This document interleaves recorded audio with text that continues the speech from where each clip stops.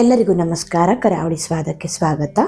ಇವತ್ತಿನ ವಿಡಿಯೋದಲ್ಲಿ ಶಿವರಾತ್ರಿ ವಿಶೇಷ ಹುರ್ಗಡ್ಲೆ ತಂಬಿಟ್ಟನ್ನ ಹೇಗೆ ಮಾಡೋದು ಅಂತ ತೋರಿಸ್ಕೊಡ್ತಾ ಇದ್ದೀನಿ. ಬನ್ನಿ ಮಾಡುವ ವಿಧಾನ ನೋಡೋಣ. ಮೊದಲಿಗೆ ಕಡಲೆ ಬೀಜನ ಹುರ್ಕೊಳ್ತಾ ಇದ್ದೀನಿ. ಸ್ಟವ್ ಮೇಲೆ ಒಂದು ಪ್ಯಾನ್ ಇಟ್ಟು 1 ಕಪ್ ಆಗುವಷ್ಟು ಕಡಲೆ ಬೀಜನ ಹಾಕೊಳ್ತಾ ಇದ್ದೀನಿ. ಗ್ಯಾಸ್ನ ಕಡಿಮೆ ಉರಿಯಲ್ಲಿಟ್ಕೊಂಡು ಕಡಲೆ ಬೀಜನ ಚೆನ್ನಾಗಿ ಹುರ್ಕೊಳ್ಬೇಕು. ಕಡಲೆ ಬೀಜ ಗರ್ಗರಿಯಾಗಿ ನೋಡಿ ಈ ರೀತಿ ಸಿಪ್ಪೆಲ್ಲ ಬಿಟ್ಕೊಳ್ಳೋ ತನಕ ಚೆನ್ನಾಗಿ ಇದನ್ನು ಒಂದು 4 ರಿಂದ 5 ನಿಮಿಷ ಹುರ್ಕೊಂಡು ಇದನ್ನು ತೆಗೆದು ಒಂದು ಪ್ಲೇಟಿಗೆ ಹಾಕಿ ತಣಿಲಿಕ್ಕೆ ಬಿಡ್ತಾ ಇದ್ದೀನಿ. ನಂತರ ಅದೇ ಪ್ಯಾನ್ಗೆ ಒಂದು 3 ಚಮಚ ಆಗುವಷ್ಟು ಬಿಳಿ ಎಳ್ಳನ್ನು ಸಹ ಹಾಕಿ ಗ್ಯಾಸ್ನ ಕಡಿಮೆ ಉರಿಯಲ್ಲಿಟ್ಕೊಂಡು ಬಿಳಿ ಎಳ್ಳನ್ನು ಕೂಡ ಚೆನ್ನಾಗಿ ಹುರ್ಕೊಳ್ಬೇಕು. ನೋಡಿ ಈ ರೀತಿ ಸಿಡಿಲಿಕ್ಕೆ ಸ್ಟಾರ್ಟ್ ಆಗುತ್ತೆ, ಅಷ್ಟು ತನಕ ಇದನ್ನು ಹುರ್ಕೊಂಡ್ರೆ ಸಾಕು. ಇದನ್ನು ಇವಾಗ ತೆಗೆದು ಒಂದು ಪ್ಲೇಟಿಗೆ ಹಾಕಿ ಪಕ್ಕದಲ್ಲೇ ತಿಟ್ಕೊಳ್ತಾ ಇದ್ದೀನಿ. ಅದೇ ರೀತಿ ನಾನಿಲ್ಲಿ ಗಸಗಸೆನೂ ಕೂಡ ಹುರ್ಕೊಳ್ತಾ ಇದ್ದೀನಿ. ಗಸಗಸೆ ಇದ್ದರೆ ಹಾಕ್ಕೊಳ್ಳಿ, ಇಲ್ಲ ಅಂತಂದರೆ ಸ್ಕಿಪ್ ಮಾಡ್ಕೊಳ್ಬಹುದು. 1.5 ಚಮಚ ಆಗುವಷ್ಟು ಗಸಗಸೆನ ಹಾಕಿ ಗ್ಯಾಸ್ನ ಕಡಿಮೆ ಉರಿಯಲ್ಲಿ ಇಟ್ಕೊಂಡು ಸ್ವಲ್ಪ ಇದನ್ನು ಹುರ್ಕೊಂಡು ಎಳ್ಳು ಹಾಕಿರೋ ಪ್ಲೇಟಿಗೆ ಹಾಕಿ ಇದನ್ನು ಎತ್ತಿಟ್ಕೊಳ್ತಾ ಇದ್ದೀನಿ. ಶೇಂಗಾ, ಬಿಳಿ ಎಳ್ಳು, ಗಸಗಸೆ ಈ ಮೂರನ್ನು ಹುರಿದಾದ್ಮೇಲೆ ನಂತರ ಇವಾಗ ಬೆಲ್ಲನ ಕರಗಿಸ್ಕೊಳ್ತಾ ಇದ್ದೀನಿ.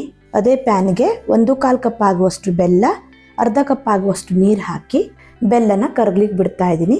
ಬೆಲ್ಲ ಏನು ಪಾಕ ಆಗೋದು ಬೇಡ, ಜಸ್ಟ್ ಬೆಲ್ಲ ಚೆನ್ನಾಗಿ ಕರಗಿ 1-2 ನಿಮಿಷ ಇದನ್ನು ಕುದಿಸ್ಕೊಂಡ್ರೆ ಸಾಕು. ನೋಡಿ ಬೆಲ್ಲ ಚೆನ್ನಾಗಿ ಕರಗಿದೆ. ಇದನ್ನು ಇವಾಗ 1-2 ನಿಮಿಷ ಕುದಿಸ್ಕೊತಾ ಇದ್ದೀನಿ. ಬೆಲ್ಲ ಏನಾದರೂ ಪಾಕ ಮಾಡಿಕೊಂಡ್ರೆ ಉಂಡೆ ಗಟ್ಟಿ ಆಗಿಬಿಡುತ್ತೆ. ನೋಡಿ ಈ ರೀತಿ 1-2 ನಿಮಿಷ ಬೆಲ್ಲನ ಕುದಿಸ್ಕೊಂಡು ಸ್ಟವ್ನ ಆಫ್ ಮಾಡಿ ಇದನ್ನು ಇವಾಗ ಪಕ್ಕಕ್ಕೆ ತೆಟ್ಕೊಳ್ತಾ ಇದ್ದೀನಿ. ನಂತರ ಹುರ್ಗಡ್ಲೆನ ಪುಡಿ ಮಾಡಲಿಕ್ಕೆ ಒಂದು ಮಿಕ್ಸಿ ಜಾರ್ ತೊಗೊಂಡು 1.5 ಕಪ್ ಆಗುವಷ್ಟು ಹುರ್ಗಡ್ಲೆನ ಹಾಕ್ಕೊಳ್ತಾ ಇದ್ದೀನಿ. ನಂತರ ಹುರ್ಗಡ್ಲೆನ ನುಣ್ಣಗೆ ಪೌಡರ್ ಮಾಡ್ಕೊಳ್ಬೇಕು. ಹುರ್ಗಡ್ಲೆ ಏನಾದರೂ ಸ್ವಲ್ಪ ಮೆತ್ತಗಾದರೆ ತಂಬಿಟ್ಟು ಮಾಡೋದಕ್ಕಿಂತ ಸ್ವಲ್ಪ ಹೊತ್ತು ಮುಂಚೆ ಒಂದು ಅರ್ಧ ಗಂಟೆ ಹುರ್ಗಡ್ಲೆನ ಬಿಸಿಲಿಗೆ ಹಾಕ್ಕೊಂಡ್ರೆ ನೈಸಾಗಿ ಪೌಡ್ರ್ ಆಗುತ್ತೆ. ಇಲ್ಲ ಅಂದರೆ ಸ್ವಲ್ಪ ಹುರಿದು ಕೂಡ ಪುಡಿ ಮಾಡ್ಕೊಳ್ಬಹುದು. ಹಾಗೆ ನಾನಿಲ್ಲಿ ಹುರಿದಿರೋ ಕಡಲೆ ಬೀಜದ ಸಿಪ್ಪೆನೆಲ್ಲ ಬಿಡಿಸಿಟ್ಕೊಂಡಿದ್ದೀನಿ. ಸಿಪ್ಪೆ ಸಮೇತ ಕೂಡ ಹಾಕ್ಕೊಳ್ಬಹುದು. ನಂತರ ಇದನ್ನು ನೋಡಿ ಈ ರೀತಿ ಅದೊಂದು ಜರಡಿಗೆ ಹಾಕಿ ಕಡಲೆ ಬೀಜ ಹಾಗೆ ಸಿಪ್ಪೆ ಎರಡನ್ನು ಸಪ್ರೇಟ್ ಮಾಡ್ಕೊಳ್ಬೇಕು. ನೋಡಿ ಈ ರೀತಿ ಈಸಿಯಾಗಿ ಇದನ್ನು ಸಪ್ರೇಟ್ ಮಾಡಿಕೊಂಡು ಸ್ವಲ್ಪ ಕಡಲೆ ಬೀಜನ ಹಾಗೆ ಹಾಕೊಳ್ತಾ ಇದ್ದೀನಿ. ಹಾಗೆ ಹಾಕೊಳ್ಳೋದ್ರಿಂದ ತಂಬಿಟ್ಟು ತಿನ್ನುವಾಗ ಅಲ್ಲಲ್ಲಿ ಬಾಯಿಗೆ ಸಿಕ್ಕಿ ಚೆನ್ನಾಗಿರುತ್ತೆ. ಹಾಗೆ ಉಳಿದ ಕಡಲೆ ಬೀಜ ಅಥವಾ ಶೇಂಗಾನ ಮಿಕ್ಸಿ ಜಾರಿಗೆ ಹಾಕಿ ಸ್ವಲ್ಪ ತರಿತರಿಯಾಗಿ ಪುಡಿ ಮಾಡ್ಕೊಳ್ಬೇಕು. ತುಂಬ ನುಣ್ಣಗೇನು ಪುಡಿ ಮಾಡೋದು ಬೇಡ, ಸ್ವಲ್ಪ ತರಿತರಿ ಆಗಿರಲಿ, ಚೆನ್ನಾಗಿರುತ್ತೆ. ನಂತರ ಹುರಿದಿಟ್ಕೊಂಡಿರೋ ಎಳ್ಳು ಮತ್ತು ಗಸಗಸೆನ ಹಾಕೊಳ್ತಾ ಇದ್ದೀನಿ. ಹಾಗೆ ಒಂದು ಅರ್ಧ ಕಪ್ ಆಗುವಷ್ಟು ಚಿಕ್ಕದಾಗಿ ತುರಿದಿರೋ ಒಣ ಕೊಬ್ಬರಿ, ಒಂದು ಅರ್ಧ ಚಮಚ ಆಗುವಷ್ಟು ಏಲಕ್ಕಿ ಪುಡಿನ ಹಾಕಿ ಚೆನ್ನಾಗಿ ಇದನ್ನು ಮಿಕ್ಸ್ ಮಾಡ್ಕೊಳ್ಬೇಕು.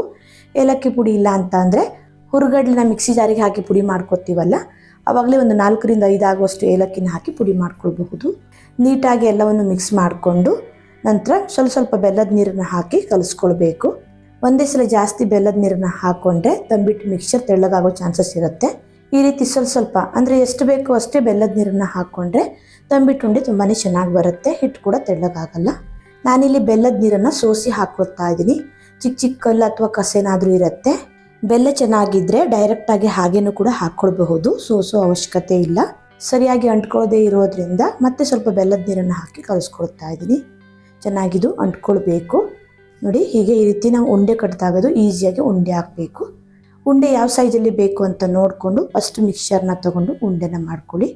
ನೋಡಿ ಇದು ರೆಡಿ ಆಗಿದೆ. ನಾನಿಲ್ಲಿ ಈ ಸೈಜಲ್ಲಿ ಉಂಡೆನ ಮಾಡ್ಕೊಂಡಿದ್ದೀನಿ. ಇನ್ನು ದೊಡ್ಡ ಸೈಜ್ ಕೂಡ ಮಾಡ್ಕೊಳ್ಬಹುದು ಅಥವಾ ಸ್ವಲ್ಪ ಚಿಕ್ಕದಾಗಿ ಕೂಡ ಮಾಡ್ಕೊಳ್ಬಹುದು.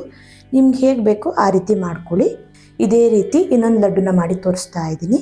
ಸರಿಯಾಗಿ ಅಂಟ್ಕೊಳ್ತಾ ಇಲ್ಲ, ಉಂಡೆ ಕಟ್ಲಿಕ್ಕೆ ಆಗ್ತಿಲ್ಲ ಅಂದರೆ ಮತ್ತೆ ಸ್ವಲ್ಪ ಬೆಲ್ಲದ ನೀರನ್ನು ಹಾಕಿ ಚೆನ್ನಾಗಿ ಮಿಕ್ಸ್ ಮಾಡಿಕೊಂಡು ಉಂಡೆನ ಮಾಡಿಕೊಂಡ್ರೆ ತಂಬಿಟ್ಟು ಉಂಡೆ ರೆಡಿ ಆಗುತ್ತೆ. ಇದೇ ರೀತಿ ನಾನಿಲ್ಲಿ ಎಲ್ಲ ಉಂಡೆನೂ ಮಾಡಿಟ್ಕೊಂಡಿದ್ದೀನಿ. ಈ ರೀತಿ ತುಂಬಾ ಸುಲಭದಲ್ಲಿ ಶಿವರಾತ್ರಿ ಹಬ್ಬಕ್ಕೆ ಹುರ್ಗಡ್ಲೆ ತಂಬಿಟ್ಟನ್ನು ಮಾಡ್ಕೊಳ್ಬಹುದು.